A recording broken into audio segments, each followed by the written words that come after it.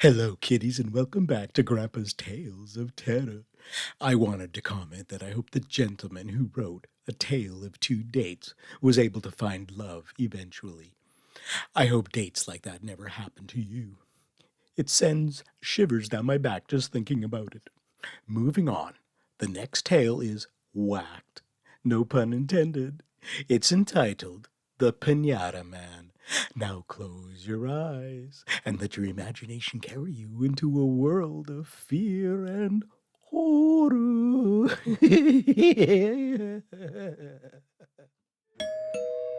Ding dong went the doorbell to Mrs. Pamela Livingston's house. She just happened to be in the kitchen filling a bowl with popcorn to take out to her daughter's birthday party. Opening the front door, no one was there. Instead, however, was a piñata. She looked around and saw no one. Before picking it up, she checked the tag that was on the piñata, and indeed her name and address was on it.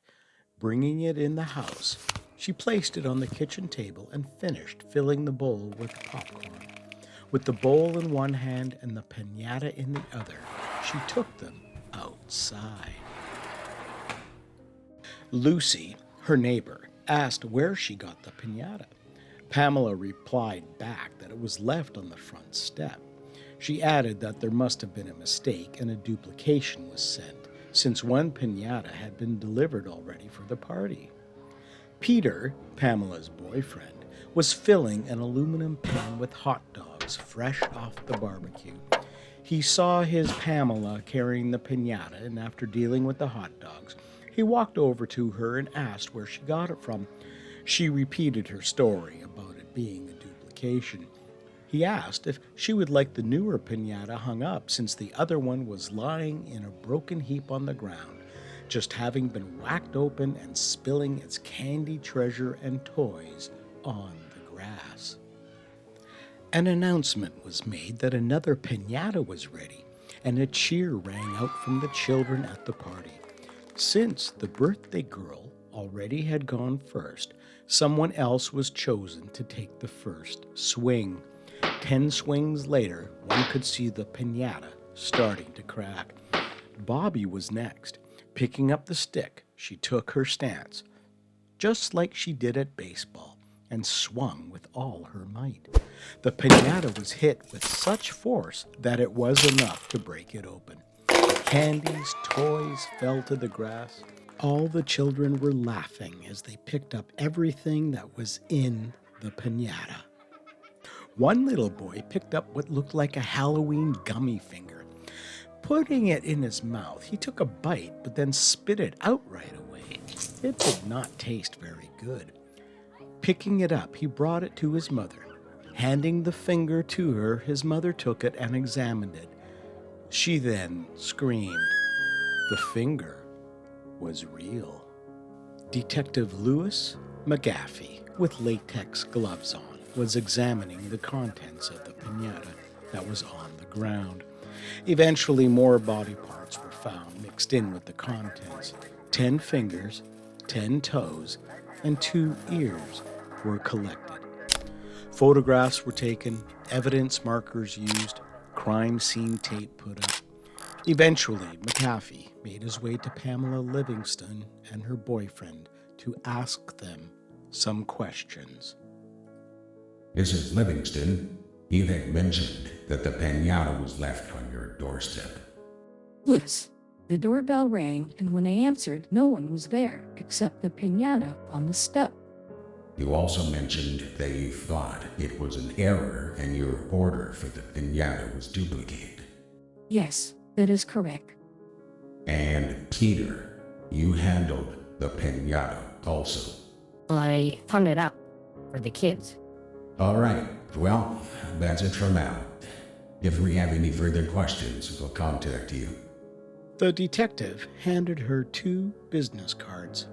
One card is mine, and the other is for counseling services for anyone here. If any of your guests need to have someone to talk to, the counselors are very good.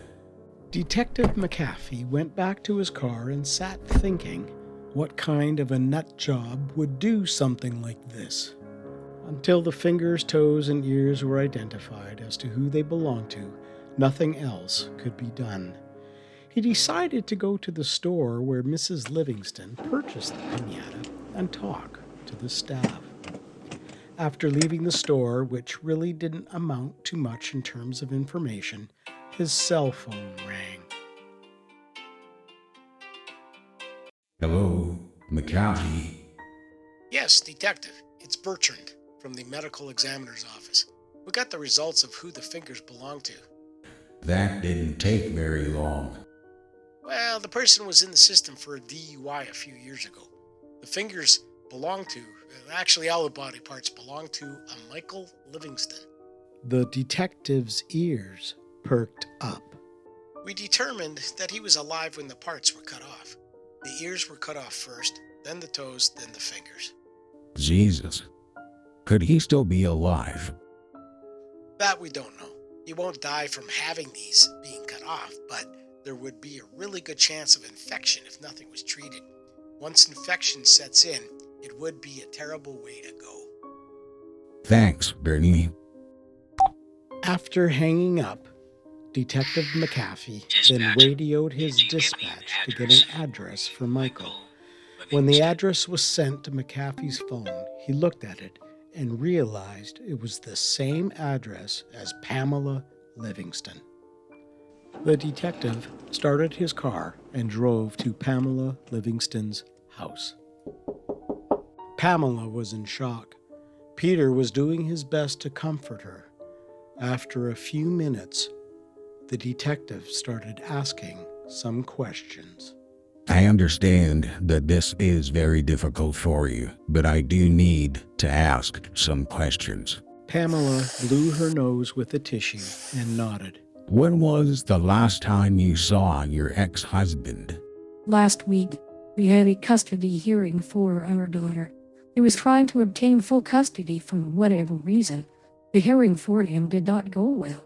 The judge ruled against him, citing that his reasons for full custody were impractical and told him that he should listen to his lawyer. And that was the last time? Yes. He called and talked to Bobby, telling her he was going to come on Thursday and pick her up, but he didn't show. Do you know why? No. I called him, and I left a voicemail. Has she been found? McAfee looked at her and, with empathy in his voice, told her that the police were looking, but nothing has been found yet. Pamela then quietly mumbled that she was going to have to tell Bobby about her dad. McAfee thought that was a good idea. Just before he left, he asked one more question: if Michael had any enemies. Pamela said none, continuing that he was a good man, but had a bit of a drinking issue. He then asked Peter how he got along with Michael. Peter answered that it was cordial and didn't seem to be any issues. McAfee left, leaving Mrs. Livingston to deal with her daughter. Getting into his car, he drove home and went to bed. Tomorrow was another day.